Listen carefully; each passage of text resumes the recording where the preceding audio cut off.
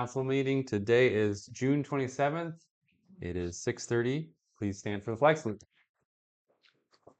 Allegiance to the flag of the United States of America and to the republic for which it stands, one nation under God, indivisible, with liberty and justice for all.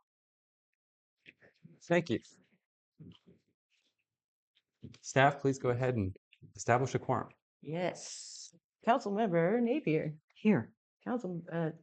Mayor Sawatsky. Here. And Mayor Pro Tem Scafani. Here. Thank you. We have a quorum. All right. Can we get a motion to approve the agenda? So moved. Second.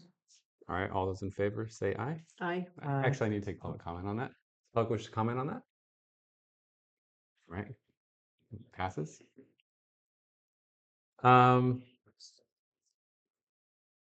The public is invited to present petitions, make announcements, or provide other information to the City Council that is relevant to the scope of authority of the City of Blue Lake that is not on the agenda. Would anybody like to speak? I'm going to go ahead and allow for 3 minutes each. Yes, Adeline, go ahead.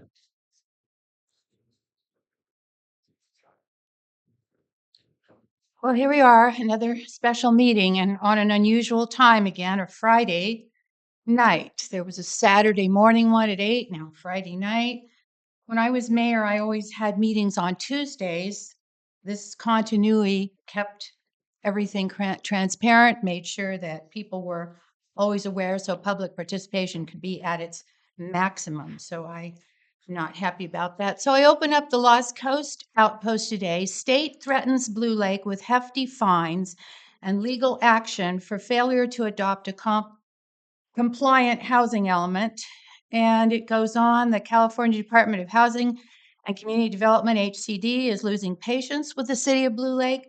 Earlier today, that agency issued a letter to acting city manager Danny Burkhart, rejecting the city council's previously proposed 9-month timeline to adopt an updated housing element that complies with state law. The city spent years drafting a housing element update that meets statutory requirements, but in March, the current iteration of the city council elected not to adopt it. Members of the 3-2 voting majority voiced skepticism about the city's development plans generally, and a mixed-use Danco project in particular. Today's letter from HCD notes that Blue Lake is in violation of state law and says, as a result, the city has lost eligibility to receive a variety of state funds, including permanent local housing funds, infill infrastructure, grants, Caltrans sustainable community grants, and more. The letter also warns, as we've all heard, of additional financial and legal ramifications. Specifically, Blue Lake could face fines of $10,000 to $100,000 per month for persistent noncompliance with state law, with even steeper penalties possible if the state decides to sue. Again, as I said at the last meeting, we don't like it when people tell us what to do, but clearly the state has told us what we need to do, and I look forward to this council getting this to happen sooner rather than later. Thanks for selectively reading the article. Jean, go ahead. Hi, this is Jean. Thank you three for being here as always. And thank you for the support you're showing the people in Blue Lake and the time that you are involved in studying the matters of Blue Lake. And regarding the Lost Coast Outpost article, as a former council person that studied the Brown Act, the regulations, and how things are done, the first thought that came to my brain is, how did this information hit the news that there was a letter to Blue Lake at 3:14 this afternoon when the letter was to the city of Blue Lake? How did that happen?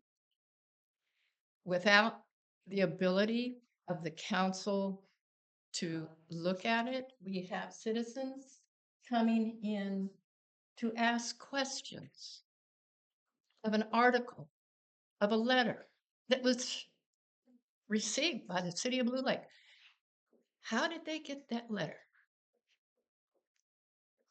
That's the question for the day.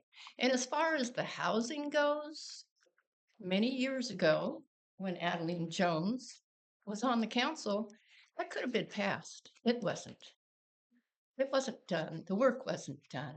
It has been left to this council. And I appreciate your efforts and your thoughts. And thank you. Thank you. And I'm really glad I voted for you people. Thank you. Thank you, Jean. Any other further public comment? Becky, go ahead. Yeah, I just want to duplicate what Jean just said there, and thank you all who did vote for it. And as for, of course, the housing element, I too had read the article and was surprised that they had received it so quickly and where that might have come from. Um, it seems to me that this is more of a formulated thing. So I did read that article and I saw that our mayor had said it was an automated thing, and I think it may be the same thing. It does look like that sort of cross. Now what I see is it just sort of it came before they were able to respond and give them the new dates. Right. So that's my opinion, or that's what I see or have read. Thank you. Thank you. Last call for public comment before we move on to the agenda. All right, seeing none, let's bring it onto the agenda. Resolution number 1236. Danny, would you like to speak to this? Yes. So every year, in order to qualify for our SB1 funding, which this year is slated to be about $31,508, the city is required to pass a resolution saying what they're going to use that money for in order for us to receive it. Per our city pavement index report, I pulled a list of the highest priority streets. And I'd just like to point out 31,508 is like not a lot of money and won't go very far. So we will obviously within this list prioritize the things that need to happen first. And then, whatever is left gets put where it gets put. G Street, Hartman, Charton, and South Railroad all have need of potholes and having their painting redone in some fashion.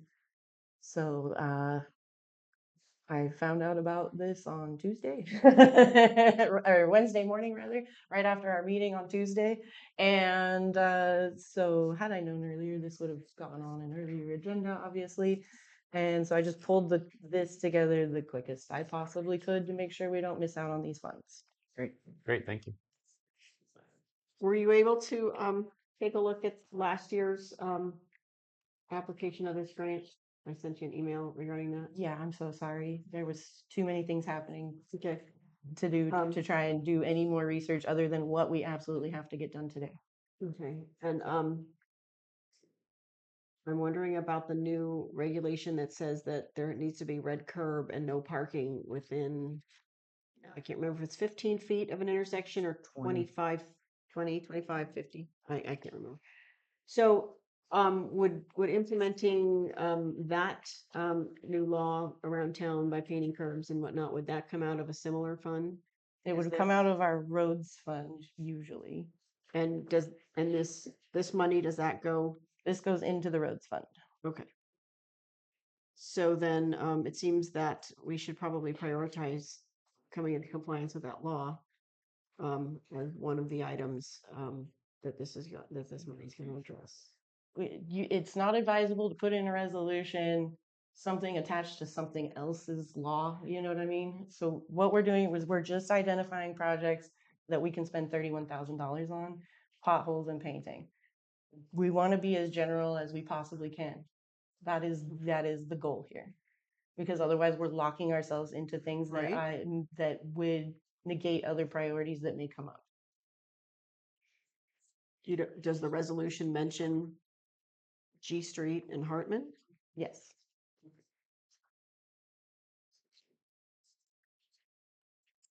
Well, the reason I asked you for a list of where we spent these funds last year was that G Street was was targeted last year? At G and First, and G Street is one of our most heavily trafficked streets and has the most wear and tear on it and need for repair. So it will probably be on every single year's resolution for these funds. In reality, unless we do a full entire repave of the street, there will always be painting and pothole repair on that street. Okay. I have been assured by both our city engineer and the public works superintendent. Okay.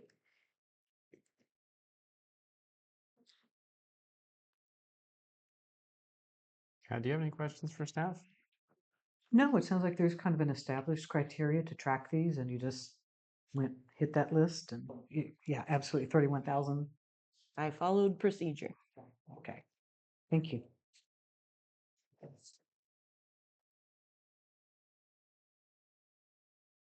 Does the public have any questions on this? Yes, Alex, go ahead. It's just a question, basically, is this funding threatened by the HCP's letter or that the outpost posted today? Is this funding assured, allocated, or are we? It is at not. risk of losing it? It is not currently at risk unless the state decides to take action through the Attorney General. Okay. And they have not indicated yet that they have started to do so. Thank you. All right. Any further public comment on this item? Yes, Adeline, go ahead. I was looking this up on my phone, and it says location G Street, Hartman Avenue, Charton Road, and South Railroad. Now, G Street, we know, has a lot of issues. Hartman is the small road that goes up to Blue Lake Boulevard.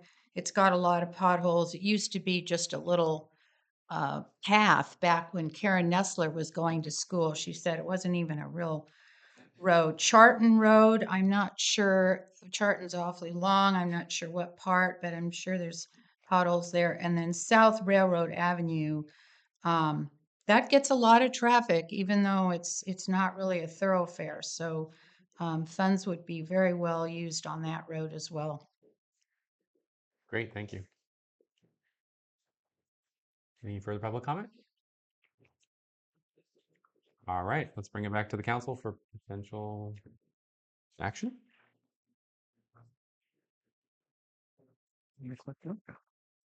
Does staff have any other comments on it before we make a motion to approve it?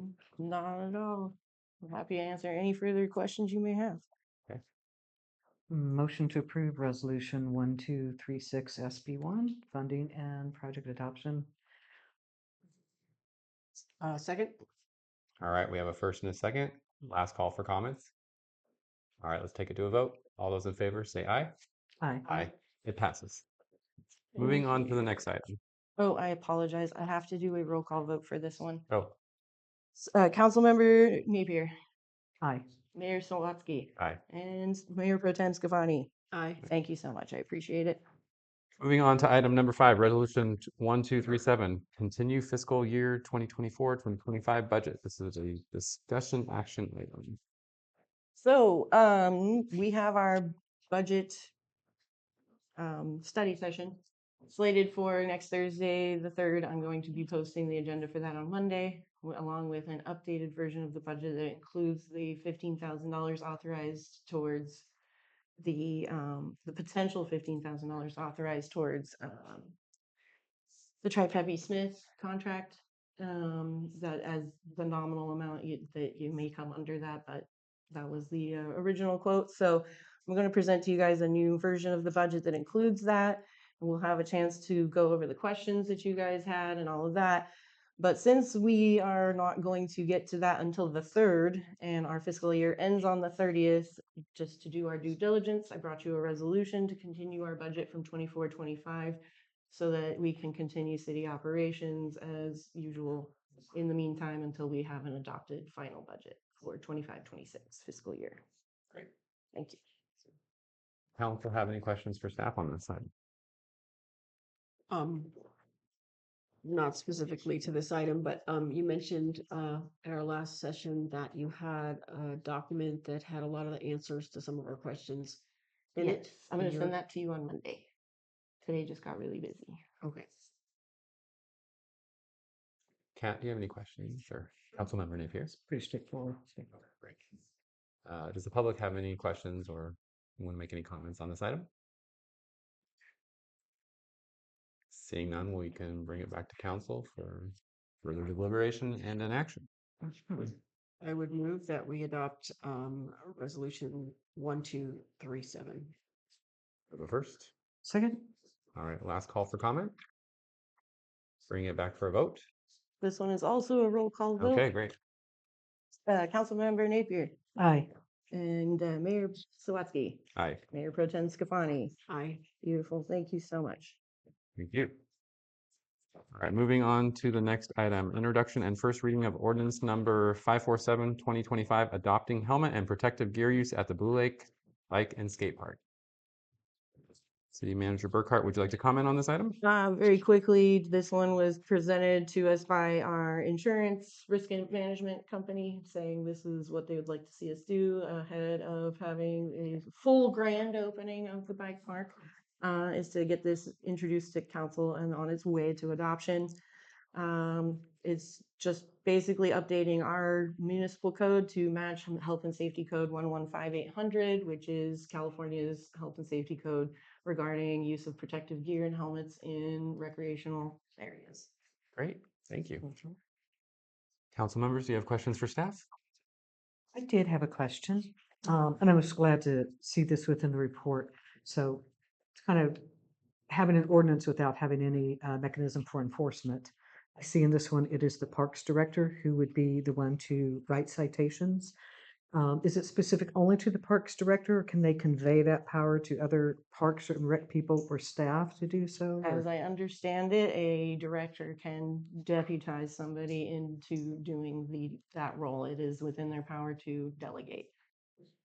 And just confirm, city staff can legally issue citations, is that correct? That, to my understanding, they can Okay, for our recreation areas. I think that might also extend to parking too. I will have to double check with legal on that. As far as this ordinance went through legal review through our legal and as well as the insurance's legal. So great. And the establishment of the fines, was that just kind of a standard? it's a standard as part of the language in I meant 115. specifically the fine amounts of obviously zero warning. Oh then the yeah, that'll 250 go and the on our 500. schedule of fees, Mhm. which we're going to address at another meeting. Okay. Sorry, let me clarify my question. Yeah, no What I mean is, did we just decide 250, or this is like kind of reflective it's of a what's recommended? standard. Thanks. Yeah, sorry, that one is a standard, and it will be added to our schedule of fees. Right.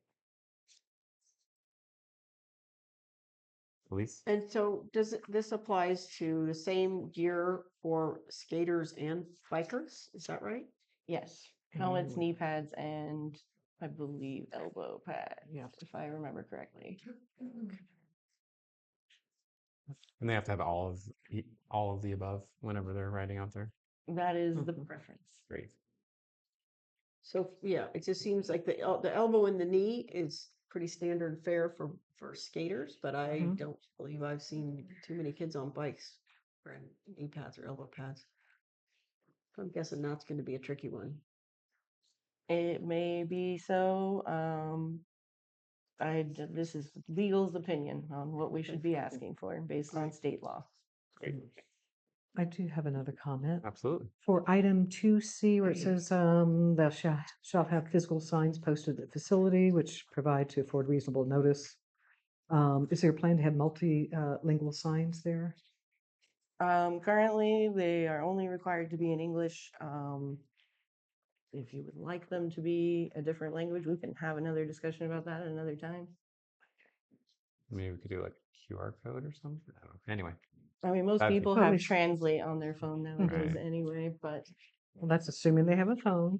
Yeah. I'm just trying to be inclusive, and I think that, at a minimum, maybe we could do English, Spanish. English. probably. If The it's, signs have not yet could be been 40. designed. We just Right. have to have a thing to reference first. thank you. Mind if I open up the public? Okay. Public, would you like to comment on this item? I would. Yeah, would you please come up? Thank you so much. Thank you very much. My name's Kevin Fisher, and wearing helmets and knee pads and elbow pads is pretty standard for skaters and bikes. And I think all we need is a sign, even just a little picture. It doesn't have to be multilingual. Picture. Very simple. Great, thank you. Any further public comment? Yes, Adeline, go ahead. Yeah, I concur with Kevin Fisher, and it is pretty typical of skate parks. I know that the one in Arcata has had those regulations for years to have elbow and knee pads and helmets. The city used to have some helmets for free that they were giving out to children. I don't know if they're still available, but that would be great. And also, it might be something the Redwood Coast Mountain Biking Association could look into too, to provide maybe for some of the people wanting to use the bike park, because these regulation knee pads and elbow pads can get kind of pricey. Anyways, thank you. Great, thank you. Further public comment? Yes, Jean, go ahead. I was just wondering, for notification for individuals about the new regulations for the park, I'm not sure how that would be handled for kids, and they, instead of just showing up there and seeing a sign, that there's a little bit of mention someplace, maybe a note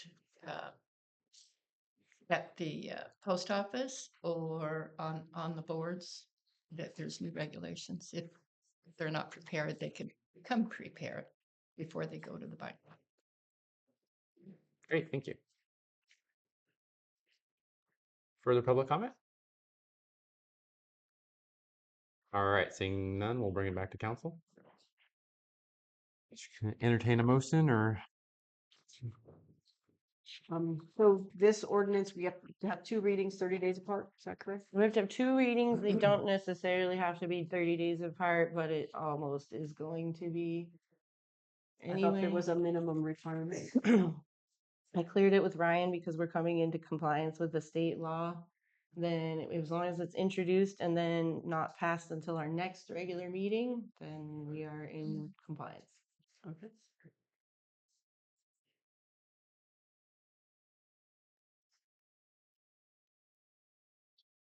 Your turn. Oh. Motion to approve, ordinance number 5472025, first reading. Second.